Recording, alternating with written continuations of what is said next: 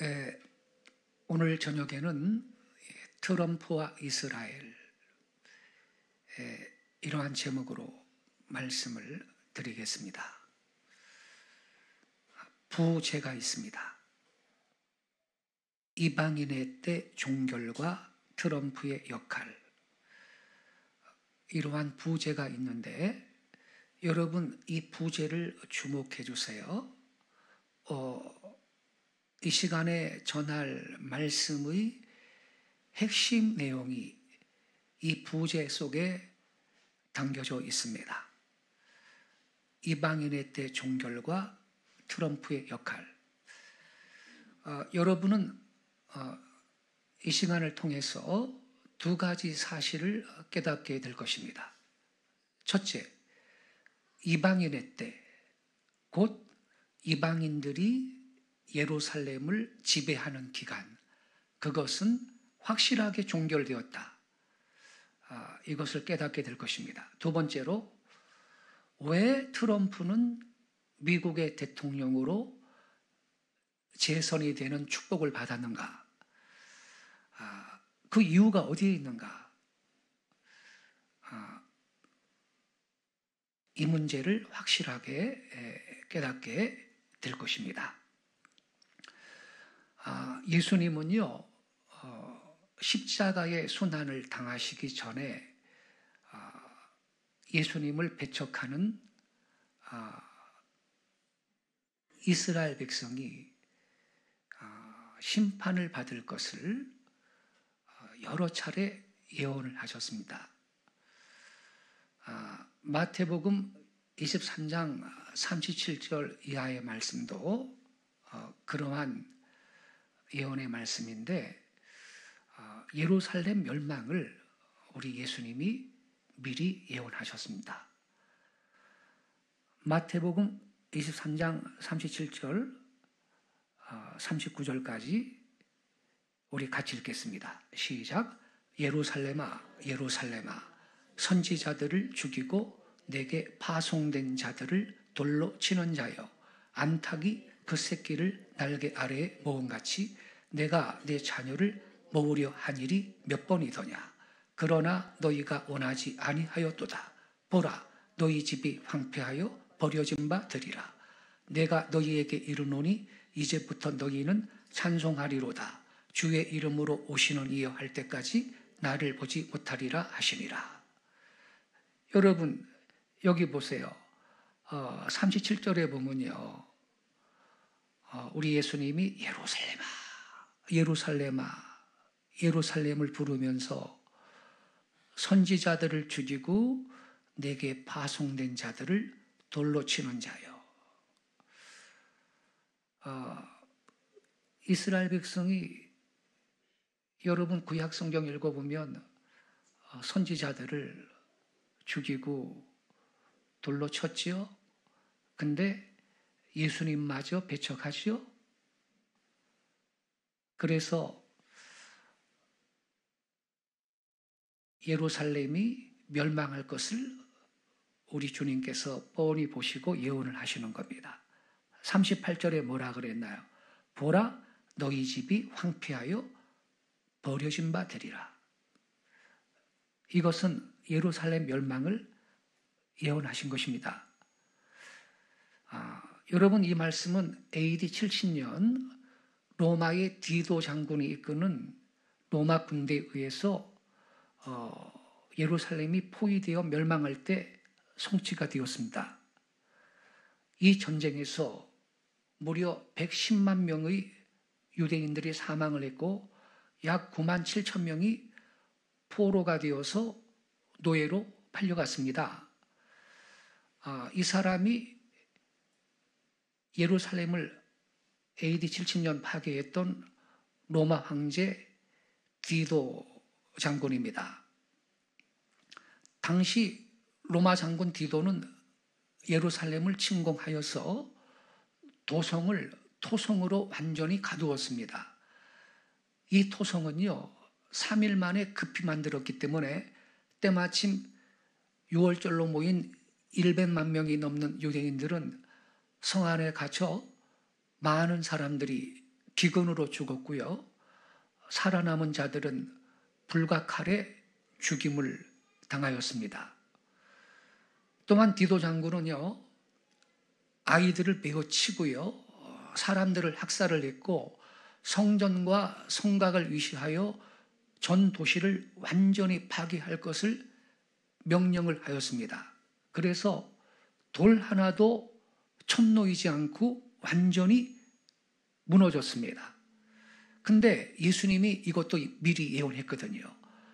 마태복음 24장 1절 이하에 예수께서 성전에서 나와서 가실 때에 제자들이 성전 건물들을 가리켜 보이려고 나아오니 대답하여 이르시되 너희가 이 모든 것을 보지 못하느냐?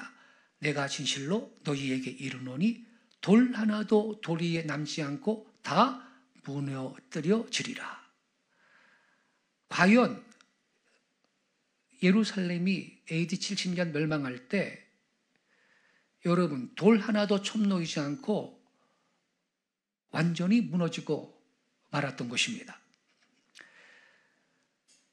이건요, 로마에 있습니다. 디도 장군의 개선문에 부조된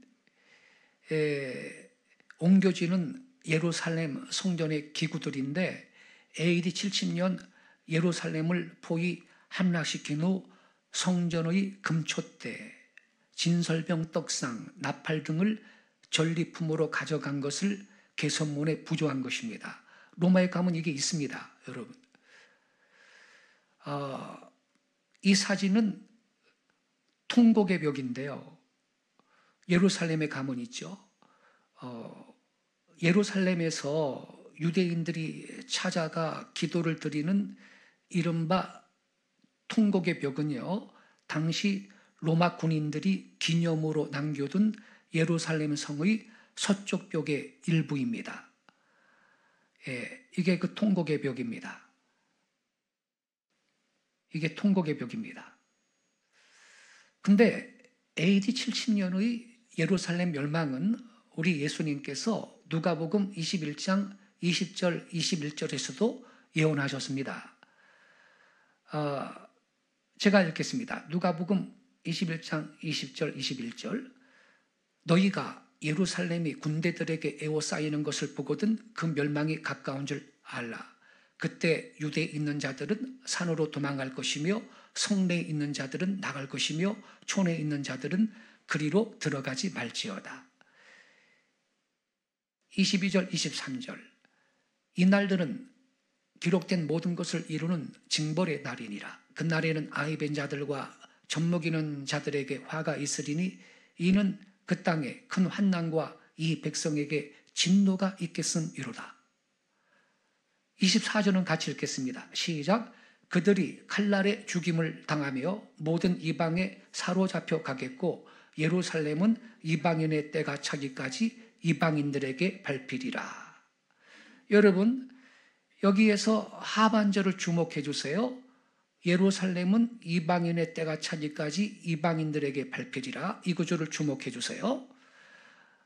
이 이방인의 때가 종결되었음을 이 시간에 여러분들은 확인하게 될 것입니다. 그렇다면 여러분, 당시에 로마 군대에 의해서 AD 70년 예루살렘이 멸망할 때 110만 명이 학살을 당했다 그랬죠. 그때 예수님을 개인적으로 받아들인 유대인 크리스천들의 행방을 우리가 좀 확인할 필요가 있어요. 그들도 도매금으로 같이 죽었나? 안 그렇습니다. 1세기의 유대인 사학자 요세푸스의 말에 의하면요, 당시 크리스천들은 이 전쟁에서 한 사람도 희생되지 않고 다 살아남았다고 합니다. 당시 로마의 디도 장군이 이끄는 군대가 예루살렘에 투입되기에 앞서 게스투스 갈로스 장군이 이끄는 로마군이 AD 66년에 먼저 예루살렘을 포위했었습니다. 그런데 보급로 확보가 미흡하여 일단 철수했다가 다시 오려다 도중에 유대인 게릴라에 의해 피살되어 그 계획이 좌절이 되었습니다. 그래서 AD 68년 로마는 다시 디도 장군을 파견하여 예루살렘을 포위하였고, 이 공격으로 AD 70년에 이스라엘은 마침내 멸망하였습니다. 그 결과 유대인들은 세계 전역으로 흩어졌어요. 그리고 예루살렘은 장기간 이방인의 지배 아래 들어가게 된 것입니다. 그러나 당시에 유대인 크리스천들은 AD 66년에 예루살렘이 포위된 것을 보고 누가복음 21장 20절 21절에 기록된 예수님의 말씀을 상기했습니다. 아까 우리가 읽었죠. 다시 한번 보지요. 너희가 예루살렘이 군대들에게 에워싸이는 것을 보거든 그 멸망이 가까운 줄을 알라. 그때 유대에 있는 자들은 산으로 도망갈 것이며 성내에 있는 자들은 나갈 것이며 촌에 있는 자들은 그리로 들어가지 말지어다. 그들은 갈루소 장군이 보급로 확보를 위하여 철수한 기회를 타서 모두 요단강을 건너 펠라에 피난했습니다. 그래서 그들은 한 사람의 희생도 없이 전쟁이 끝난 뒤에 모두 제 고장으로 돌아갔습니다. 이것은 당시의 이스라엘의 남은 자들에 대한 하나님의 놀라운 보호의 손길이었던 것입니다. 그리고 AD 135년에는 로마의 헤드리안 황제에 의하여서 유대인들은 그 땅에서 완전히 추방이 되었고 다시는 그 땅에 돌아오지 못하도록 금종령이 내려졌습니다. 그리고 예루살렘은 그 이름이 바뀌어 아예리아 카피토리나로 불려지게 되었습니다. 그 후 본격적으로 유대인들은 나라 없이 떠돌아다니는 긴 디아스포라의 생활에 돌입하게 된 것입니다. 근데 여러분, 아까 누가복음 21장 24절 이 말씀을 주목하라 그랬어요. 우리 24절 한 번 더 같이 읽겠습니다. 시작. 그들이 칼날에 죽임을 당하며 모든 이방에 사로잡혀 가겠고 예루살렘은 이방인의 때가 차기까지 이방인들에게 밟히리라. 이 붉은 글씨를 주목해 주세요. 예루살렘은 이방인의 때가 차기까지 이방인들에게 밟히리라. 이렇게 예수님이 예언하셨는데, 여러분, 여기 24절 말씀은요, 유대 민족이 장차 겪게 될 심판과 은총을 동시에 이중적으로 예언하신 거예요. 먼저는 이스라엘 백성이 예루살렘을 빼앗기고 온 세계로 흩어져야 하는 징벌을 받을 것이지만, 그러나 때가 되면 다시 회복하시겠다는 은혜의 말씀이기도 한 것인데, 왜? 이방인의 때가 차기까지라고 예수님이 말씀하셨기 때문입니다. 다시 보세요. 누가복음 21장 24절. 그들이 칼날에 죽임을 당하며 모든 이방에 사로잡혀 가겠고 예루살렘은 언제까지요? 이방인의 때가 차기까지 이방인들에게 밟히리라. 예수님이 이렇게 말씀하셨습니다. 그래서 이 누가복음 21장 24절은 회복이 약속된 심판의 말씀이에요. 회복이 약속된 심판의 말씀. 상반절은요, 예루살렘 주민에게 닥치게 될 끔찍한 운명을 묘사한 거예요. 그들이 칼날에 죽임을 당하며 모든 이방에 사로잡혀 가겠고 그랬거든요. 근데 하반절, 예루살렘은 이방인의 때가 차지까지 이방인들에게 밟히리라. 이 하반절은 이방 민족이 그 도시에 거주를 하고 예루살렘을 지배할 것이지만 그것은 기한이 정해져 있다라는 거예요. 이방인의 때가 차지까지라 그랬거든요. 그렇다면 이방인의 때란 뭐냐? 맨 밑에 두 줄 같이 읽겠습니다. 시작. 이방 민족이 예루살렘을 차지하고 지배하도록 하나님께서 이방인들에게 허락하신 기간을 의미합니다. 이것이 이 구절이 의미하는 이방인의 때입니다. 그러므로 여러분, 이방인들의 예루살렘 지배 및 통치는 어디까지나 그 기한이 정해져 있는 거예요. 이방인들은 다만 하나님께서 그들한테 허락하신 때까지만 예루살렘을 차지하고 지배할 수 있을 뿐인 것입니다. 그 이방인의 때는요, 주 70년 로마에 의한 예루살렘 멸망과 함께 시작이 되었습니다. 근데 이방인은 하나님이 허락하신 기간 이상으로 절대 예루살렘을 차지할 수가 없어요. 따라서 예루살렘이 유대민족에게로 다시 회복이 된다면 그것은 이방인의 때가 끝났음을 보여주는 가시적 증거가 되는 것입니다. 그런데 1948년 5월 14일에 이스라엘이 1900년 만에요. AD 70년에 망했다 그랬죠?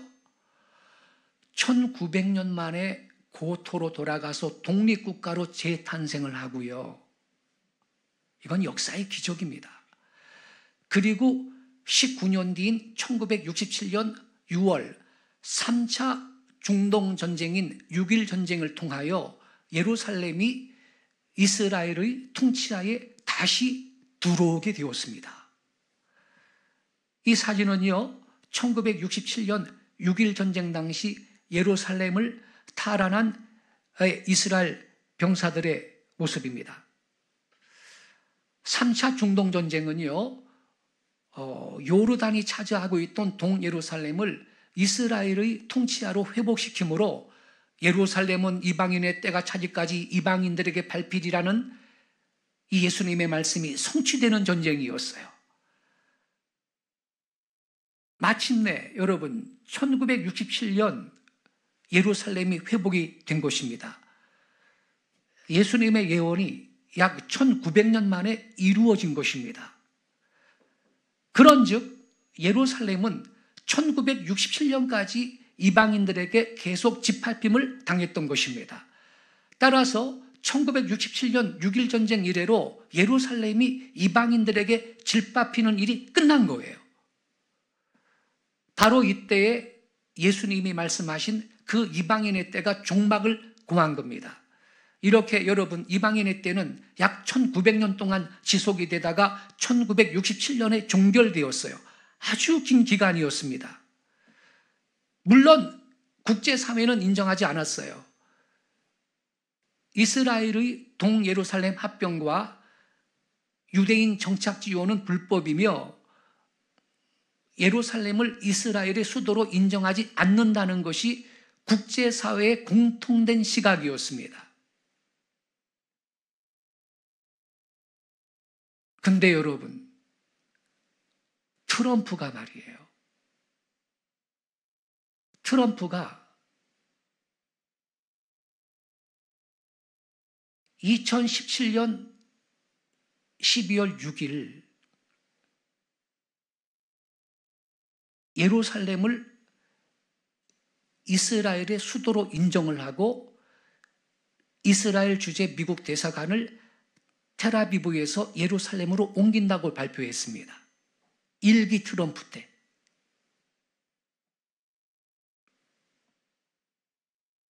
근데 기가 막히게도요, 트럼프 대통령이 예루살렘이 이스라엘의 수도라고 선언한 시점은 이스라엘 건국의 초석을 놓았던 벨푸어 선언 100주년이 되는 해였습니다. 벨푸어 선언이 뭐냐? 1917년 11월 영국은요, 예루살렘에 있는 팔레스타인 땅에 유대인을 위한 유대 국가의 건설을 지지한다는 내용의 벨푸어 선언을 발표했습니다. 그 벨푸어 선언 100주년이 되는 해에 미국의 대통령이 예루살렘을 이스라엘의 수도라고 선포한 것입니다. 벨푸어 선언은요, 1차 세계대전 종전 1년 전인 1917년 11월 2일 영국 외무장관인 아서 제임스 벨푸어가 영국계 유대인 지도자인 라이오널 월터 로스차일드에게 보낸 서한에 담겨 있습니다. 이겁니다. 벨푸어 장관은 당시 서한에서 영국은 적국 오스만 투르크의 영토였던 팔레스타인 지역에 유대인을 위한 민족적 본거지 건설을 지지한다 이렇게 밝혔습니다. 이걸 통해서 유대인 부호들의 이 자금을 전달받고자 하는 그러한 그 계획이 있었던 것이죠. 근데 이 벨푸어 선언 이후에 유대인들은 팔레스타인 땅으로 물밀듯이 들어갔습니다. 당연히 아랍인들과 갈등이 격해질 수밖에 없었죠. 그래서 영국 정부가 이민을 제한하려고 했지만 이미 통제 불가능한 상황이 된 후였습니다. 그래서 유엔으로 이 문제를 넘기게 되죠. 그리고 팔레스타인, 이스라엘 분할안이 나오게 되죠. 아울러 2차 대전 중 나치즘과 홀로코스트로 인해서 유대인 유입이 급증을 했습니다. 그리고 1948년 5월 14일 이스라엘이 독립을 선포하고 1900년 만에 국가를 재건하게 된 겁니다. 그런데 여러분, 여기에서 우리가 주목할 것은 뭐냐?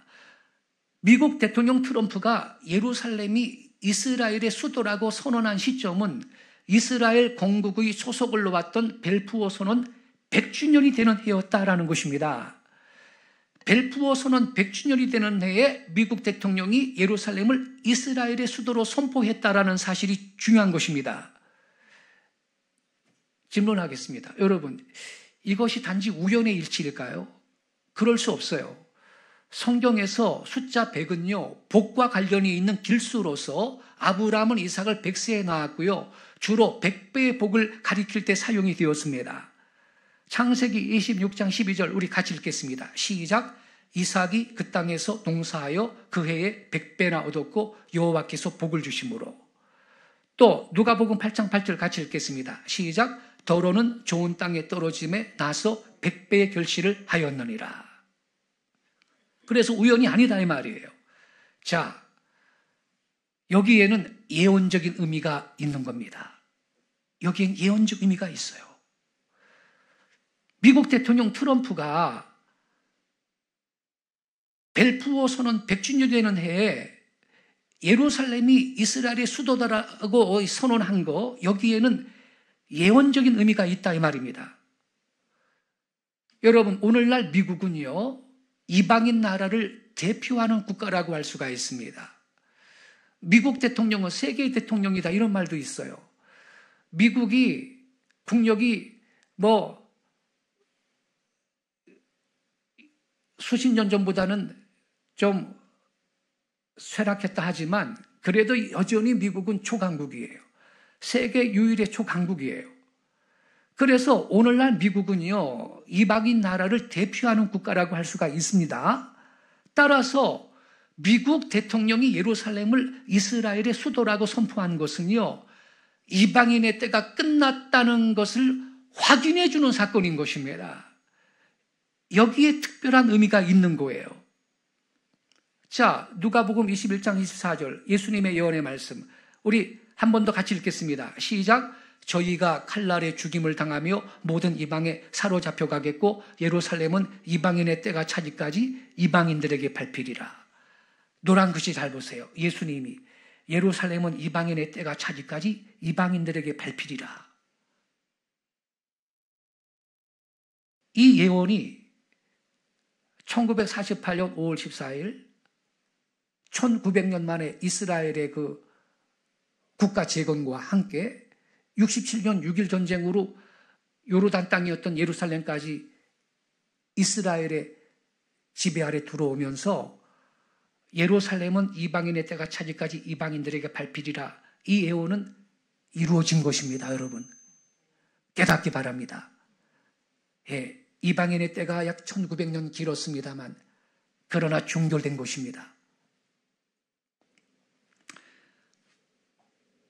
그리고요, 팔레스타인의 격렬한 반대 속에 이스라엘 주재 미국 대사관은 이듬해인 2018년 5월 14일 텔아비브에서 예루살렘으로 공식 이전했어요. 근데 건국 70주년 기념일이 겹친 이스라엘이거든요. 그야말로 축제 분위기였죠. 그러므로 여기에도 또한 예언적 의미가 있는 겁니다. 여러분, 70이라는 수는 복역의 때, 고난의 때가 끝나는 기간인 것입니다. 주 이스라엘 미국 대사관 예루살렘으로 이전했습니다. 텔아비브에 있었거든요. 그런데 예루살렘으로 이전을 했습니다. 2018년 5월 14일 오후 4시부터 시작된 이스라엘 주재 미국 대사관 이전 개관식에는요, 도널드 트럼프 대통령의 장녀인 이방카 트럼프 백악관 고문과 사위 제로드 쿠시너 백악관 선임 고문, 이 사이가 유대인입니다. 그리고 스티븐 무노신 재무부 장관 등이 미국 대표단으로 참석을 했습니다. 이때 트럼프 대통령이 영상 메시지를 통해서 한 말이 이것입니다. 이스라엘은 자신들의 수도를 결정할 수 있는 권리를 가진 주권국가이지만 오랫동안 그것을 인정받지 못했다. 예루살렘은 이스라엘의 진정한 수도이며 우리는 이 날을 오래 기다려왔다. 이렇게 선포했습니다. 개관식에는요, 베냐민 네타냐후 이스라엘 총리 등 800여 명이 참석했습니다.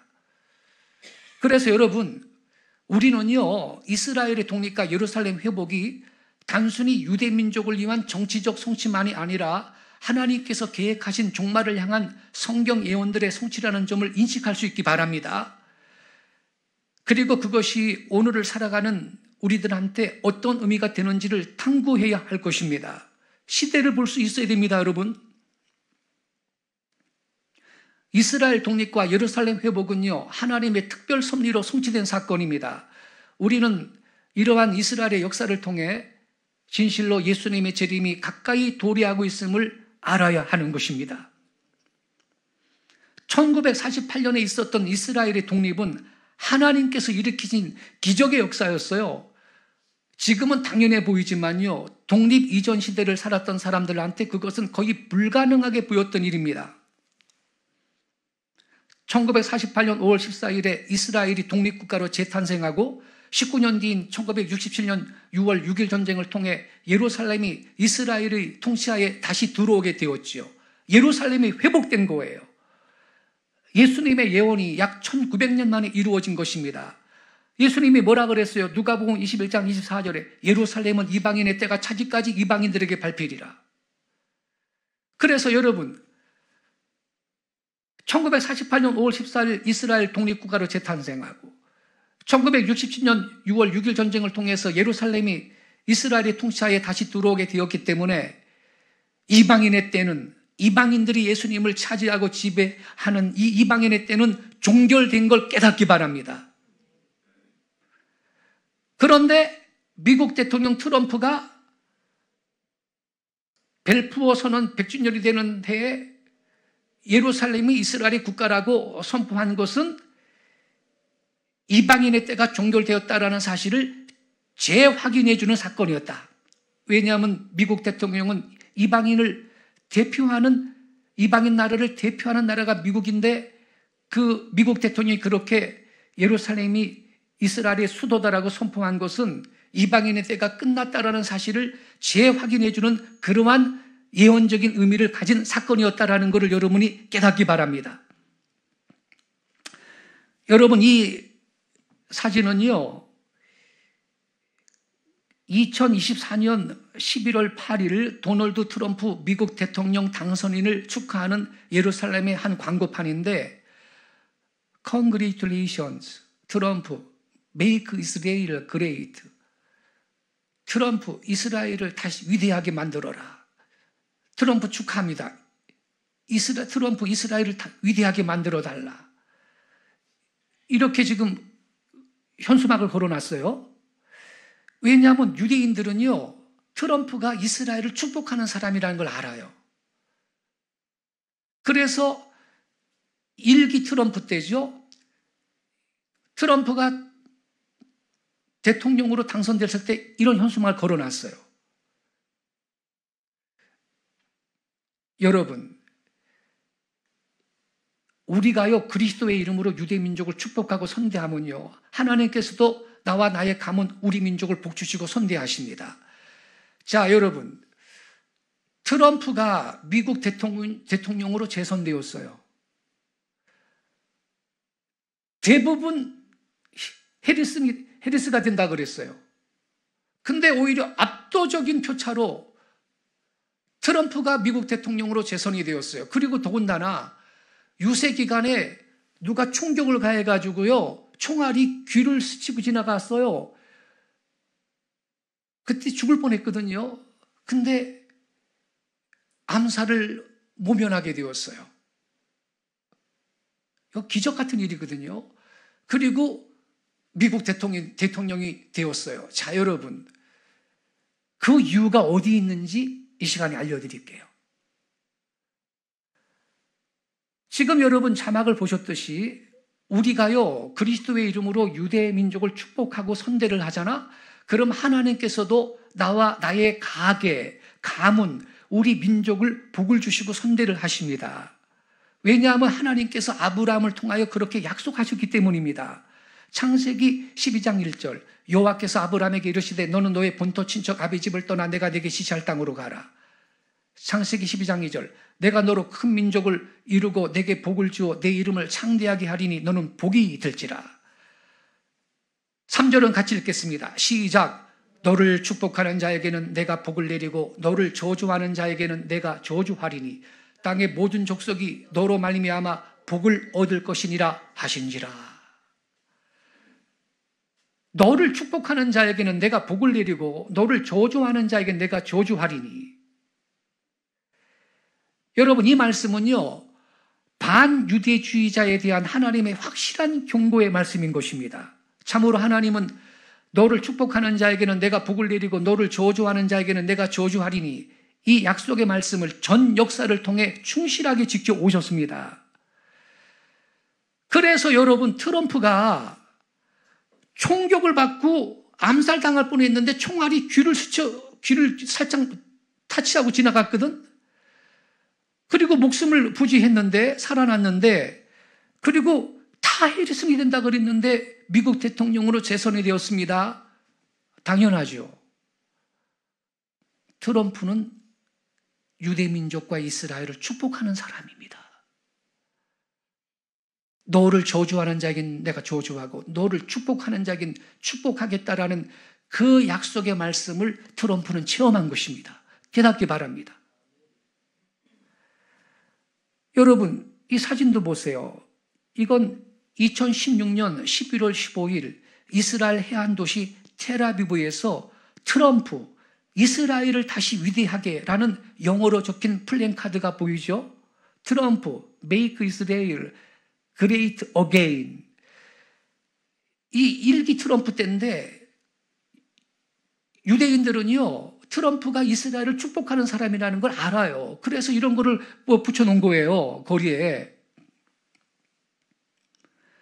그러니까 여러분, 트럼프가 미국의 대통령으로 재선되었다, 여러 가지 요인이 있지만, 만약에 트럼프가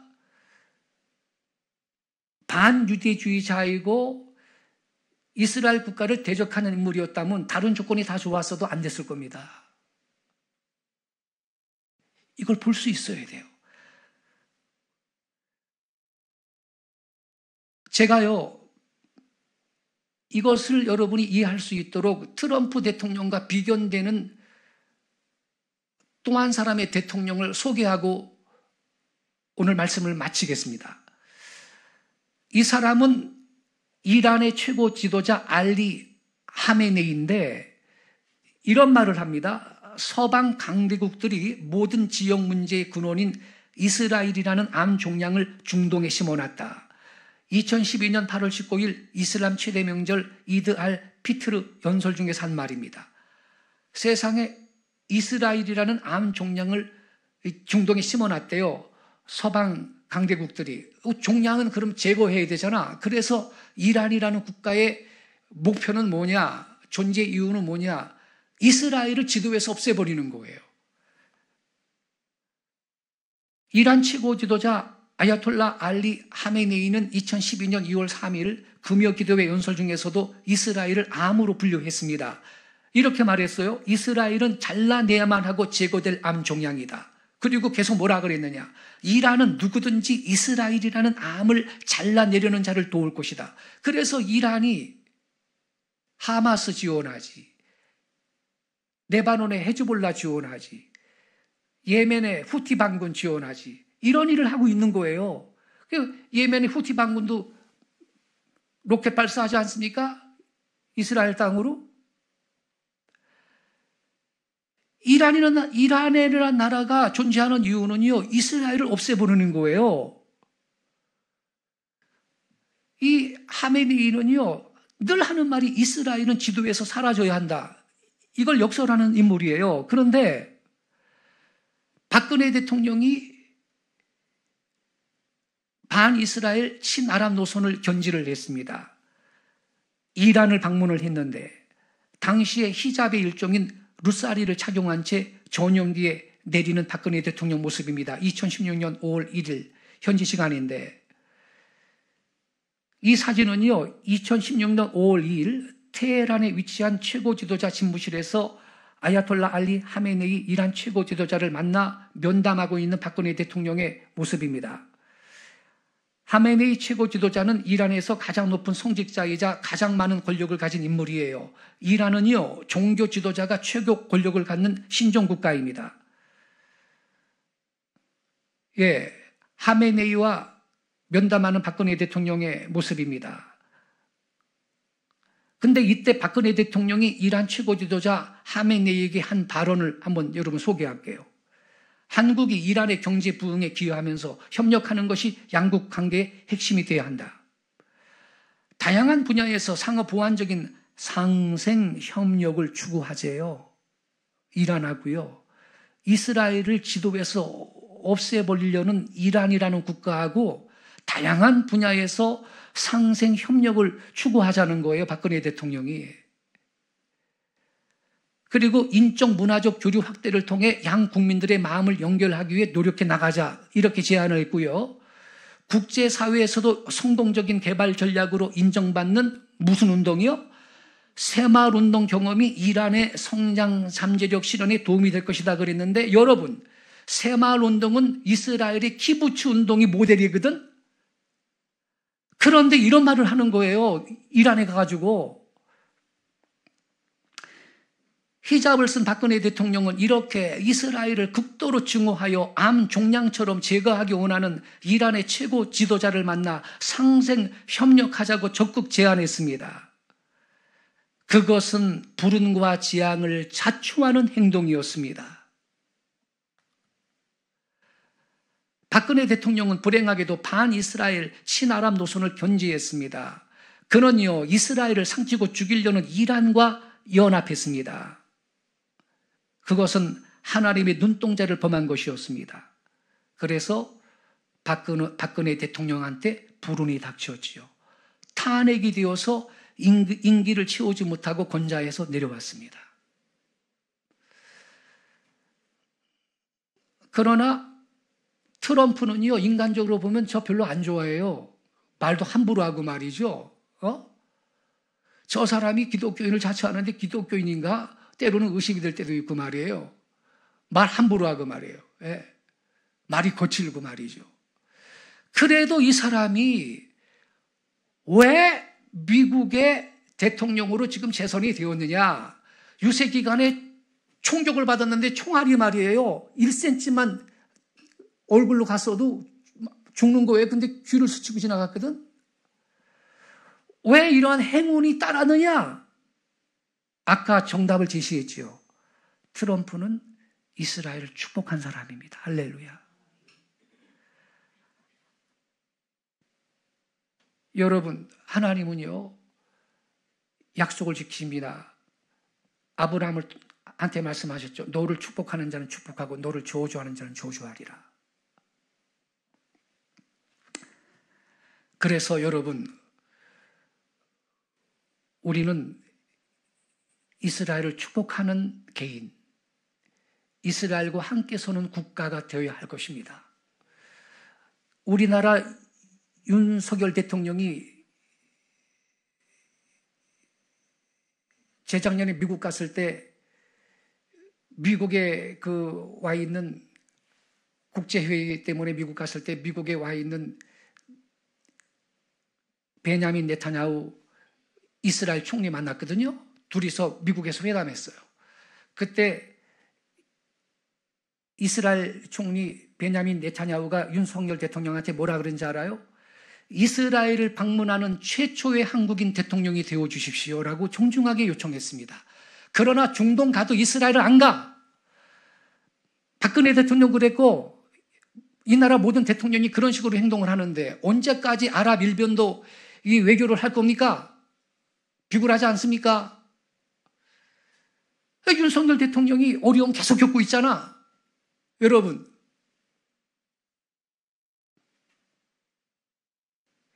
그러니까 성경에는 답이 있습니다. 하나님이 문을 열면 닫을 자가 없습니다. 하나님이 문을 닫으면 열 자가 없습니다. 하나님이 세우시고자 한다면 그를 끌어내릴 존재가 없습니다. 그래서 여러분, 우리는 예루살렘의 평안을 위해